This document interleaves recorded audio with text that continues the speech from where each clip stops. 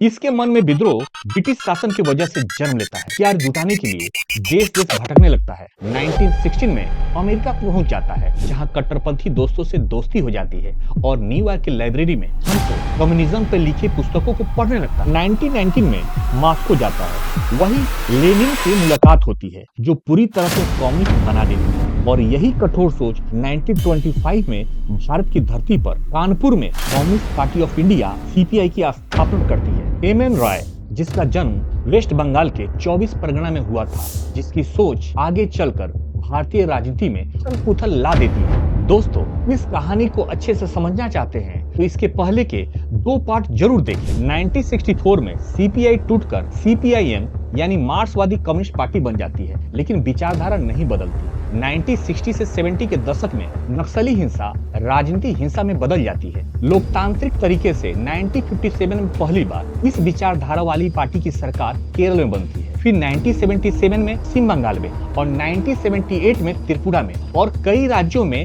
गठबंधन का हिस्सा भी बनती है। इस विचारधारा ने राजनीति में ऐसी पकड़ बना ली, कई राज्यों की तस्वीर बदल दी। वेस्ट बंगाल में 34 सालों तक वामपंथी यानी सीपीएम की सरकार है और 15 सालों से टीएमसी की सरकार है। चुनाव में छिटपुट घटनाएं तो हर राज्य में होती है, लेकिन यहाँ हिंसा का संबंध चुनाव से नहीं, राजनीति से बन गई है। उधर 1990 से 2005 तक बिहार को जंगल राज के नाम से जाना गया। उसमें नक्सलवाद की भूमिका बहुत बड़ी थी। बाहुबली नेता और नक्सलियों के बीच अनकहा गठबंधन था। तुम हमें हथियार और पैसा दो और हम तुम्हारे लिए इलाके में दहशत फैला के रखेंगे। लालू यादव की पार्टी की विचारधारा कहीं न कहीं कम्युनिस्ट विचारधारा से मिलती जुलती थी और यही कारण था कि सीपीआई गठबंधन का हिस्सा रही। बड़ी पार्टियां बीजेपी और कांग्रेस इसे आंतरिक सुरक्षा के लिए खतरा मानती रही, जबकि वामपंथी इसे शोषण का शिकार मानती रही। आज की सरकार हिंसा से हटाकर मुख्य धारा में जोड़ने की कोशिश कर रही है। नौकरी, उनके बच्चों के लिए मुफ्त शिक्षा और पुनर्वास के लिए आर्थिक मदद